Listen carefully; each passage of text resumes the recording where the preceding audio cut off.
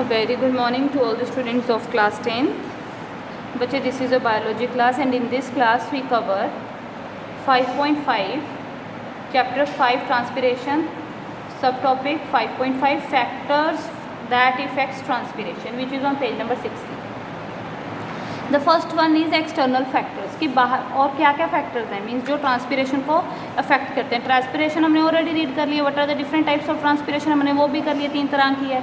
हमने पोटोमीटर भी कर लिया कि कैसे हम मेज़र कर सकते हैं. ठीक है. So the next one is external factors की फैक्टर कौन कौन से हैं. इंटेंसिटी ऑफ सनलाइट कि सनलाइट की इंटेंसिटी जो है वो जो हमारी ट्रांसपीरेशन है उसे इफेक्ट करेगी. ड्यूरिंग द डे, अभी दिन में क्या होता है, the stomata are open to facilitate the inward diffusion of carbon dioxide for photosynthesis. दिन में क्या होता है कि जो स्टोमेटा वो ओपन है. ठीक है. ओपन होने के कारण क्योंकि उसने फोटोसिंथेसिस करनी है, कार्बन डाइऑक्साइड इनहेल करनी है और ऑक्सीजन जो है वो एक्सहेल करनी है. और रात में क्या हो जाता है, जो ये स्टोमेटास होते हैं ये क्लोज हो जाते हैं. तो ट्रांसपीरेशन जो है वो दिन के टाइम में ज़्यादा होती है. When it is cloudy during the day the stomata are partially closed and transpiration is reduced. अगर बादल हुए हुए हैं तो उस कंडीशन में क्या होगा, जो हमारे स्टोमेटा है ना ही वो ओपन है कम्प्लीटली, ना ही वो कम्प्लीटली क्लोज होते हैं, वो थोड़े से ओपन होते हैं, मीन्स पार्शली ओपन बोल रहे हैं. ठीक है ना. और पार्शली हम क्लोज बोल सकते हैं कि पार्शली क्लोज होते हैं. तो ट्रांसपीरेशन जो है डे टाइम में as compare to the normal sunny day, cloudy day पे जो ट्रांसपीरेशन है वो थोड़ी कम हो जाती है. The next one is temperature. Outer side temperature is higher, there is more evaporation from the leaves, therefore more transpiration. अगर टेम्परेचर ज़्यादा होगा तो वेपोरेशन ज़्यादा होगी लीव्स से. evaporation means loss of water vapors from the leaf. अगर पानी जो है, ठीक है, वो वेपर्स के फॉर्म में जो वेपोरेशन ज़्यादा हो रहा है, loss of water is more, तो transpiration is more. Increasing temperature allow more water to evaporates and the decreasing temperature reduce evaporation. Warm air can hold more water than the cold air. The next one is velocity of wind. Transpiration increase with the velocity of wind. अगर velocity, wind की velocity अगर increase होगी तो transpiration भी increase होगी. Wind blow faster, the water vapors released during the transpiration. Clear है यहाँ तक आपको. The next one is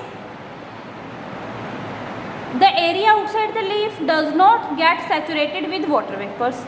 Humidity. Transpiration is reduce if the air outside is humid. Transpiration कम हो जाएगी अगर आसपास की हवा में ह्यूमिडिटी हो. High humidity in the air reduce the rate of outward diffusion of the internal water vapours across stomata, thereby reduction the rate of transpiration. Carbon dioxide increase in the carbon dioxide level in the outer side air over normal 0.03% causes stomatal closure and result in the decrease in transpiration. वो बोल रहे हैं कि अगर carbon dioxide का level, ठीक है ना, आउटर साइड एयर में, ठीक है, ओवर नॉर्मल 0.03% है, तो ये भी जो है स्टोमेटा को क्या कर देगी, क्लोज. और इसके कारण भी अगर स्टोमेटा क्लोज हो गए तो ट्रांसपीरेशन कैसे होगी. ठीक है ना. कार्बन डाइऑक्साइड का लेवल जो है वो इंक्रीज हो गया.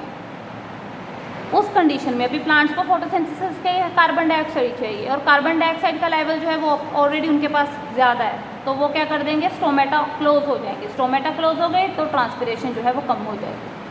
Atmospheric pressure, rate of transpiration increase. वो बोल रहे हैं कि रेट ऑफ ट्रांसपीरेशन जो है वो इंक्रीज हो जाएगा with the decrease in atmospheric pressure. जैसे जैसे एटमॉस्फेयर प्रेशर जो है वो डिक्रीज हो जाएगा. Pressure decrease, transpiration increase. It enhance diffusion of water vapours. जो हमने अभी 6 किए हैं वो एक्सटर्नल फैक्टर्स थे. अभी इंटरनल फैक्टर्स क्या हैं, ये था आसपास, प्लांट के आसपास क्या क्या कंडीशंस होंगी तो ट्रांसपीरेशन इंक्रीज होगा या डिक्रीज होगा. अभी इंटरनल है कि प्लांट के बीच में क्या होगा. Water content of the leaves, if the water content of the leaf decrease, अगर वाटर कंटेंट जो है लीव्स का वो डिक्रीज हो गया due to insufficient absorption of water by the roots, क्योंकि रूट्स जो हैं वो कंप्लीट वाटर जो जितना चाहिए या जो वो जैसे काम करती है वो नहीं कर रही उतना काम. The leaf wilts and transpiration is reduce, पत्ते मुड़ जाएंगे. ठीक है ना. और जो हमारी ट्रांसपीरेशन है, ठीक है, वो कम हो जाएगी. Such reduction in transpiration is indirectly due to the closure of stomata. ये जो हमारी ट्रांसपिरेशन कम हुई है ये कहीं ना कहीं, ठीक है, घूम फिरा कर दोबारा किसको टारगेट कर रहे हैं, ये कि वो स्टोमेटा जो है क्लोजर ऑफ द स्टोमेटा के कारण ही है। It is a natural mechanism, ये एक नेचुरल मैकेनिज्म है किस चीज़ का, conserving water with in the plant, ताकि जो पानी जो है वो ज़्यादा ट्रांसपिरेट ना हो, ज़्यादा जो वाटर वेपर्स हैं वो प्लांट से, वाटर जो है वो प्लांट से इवेपोरेट ना हो through the stomata. External and internal, ठीक है, both read it carefully. The next part is adaptations in plants to reduce excessive transpiration, कि जैसे माहौल में वो रह रहे हैं उसके अकॉर्डिंग, ठीक है, वो कैसे ट्रांसपिरेशन को रिड्यूस करते हैं, ठीक है ना, कैसे वो मैनेज करते हैं, ये भी बोल सकते हैं। Many plants and specifically those which grown in a dry climate have evolved a variety of permanent adaptation to curtail transpiration. Some of these adaptations are as follows.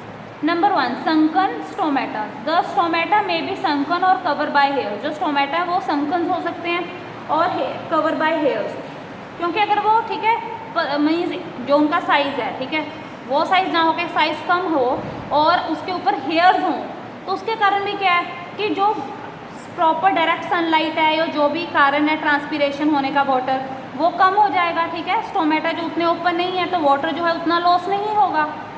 The second one is fewer stomata, come stomata, stomata का number कम होगा, transpiration कम होगी। Narrow leaves, narrow leaves कम होंगे तो जो surface explored है, ठीक है, जो सरफेस सनलाइट को, ठीक है ना, सनलाइट पे जहाँ पे पड़ेगी वो कम हो जाएगा एरिया, ठीक है ना, रिड्यूस द सरफेस एरिया, तो जो लीफ है वो नैरो है, उसके कारण क्या हो गया, सरफेस एरिया कम हो गया और ट्रांसपिरेशन कम हो गई। रिड्यूस्ड एक्सपोज्ड सरफेस, इन सम केसेस लीव्स में भी, कुछ केसेस में वो बोल रहे हैं कि लीव्स जो है वो वेव्ड होते हैं, ठीक है, थोड़े से, या रोल अप हुए होते हैं या फोल्ड हुए। अभी ये अगर तीनों कंडीशंस, यहाँ पे भी क्या है, सरफेस एरिया जो एक्सपोज हो रहा है वो कम है, ट्रांसपिरेशन कम है। एक में देखो ये दो कंडीशंस हैं, यहाँ पे दोनों in third and fourth point में उन्होंने लीव के स्ट्रक्चर के बारे में बताया कि लीव की शेप क्या होगी, यहाँ पे नैरो और यहाँ पे लीव क्या है, wavy, rolled and fold. Loss of leaves, in some cases leaves are may be dropped और मे बी एब्सेंट, कुछ केसेस ऐसे होते हैं जहाँ पे लीव्स जो है वो झड़ जाते हैं या लीव्स जो है वो होते नहीं हैं और चेंज हो जाते हैं कांटों में, स्पाइन्स। एज इन मोस्ट कैक्टिक्स, अभी जो अगर आप देखो जहाँ पे पानी कम हो, ठीक है, राजस्थान की तरफ चले जाओ, वहाँ पे ये जो है कैक्टस जो है ये काफ़ी ज़्यादा होंगे और ये जो कांटे हैं ये इसी के कारण है कि जो ट्रांसपिरेशन है वो कम हो। थिक क्यूटिकल्स, द लीफ में be covered by thick cuticles, for example बनाइन एंड मोस्ट एवरग्रीन ट्रीज। जो मोस्ट एवरग्रीन ट्रीज रहते हैं उनमें क्या होता है, जो कर्टिलेट्स होते हैं वो क्या होता है, काफ़ी थिक। कर्टिलेट्स अगेन, कर्टिलेट्स से भी क्या होती है, वाटर वेपोरेशन होती है। अगर ये थिक है तो जो रेट ऑफ वेपोरेशन है वो कम हो जाएगा। उसके बाद आगे आपके progress check, which is on page number 61। Read the content, understand the content and after that जब रीड करोगे, अच्छे से समझ लोगे तो you are able to solve this progress check. Okay बच्चे, and if any problem you contact to me. Thank you very much.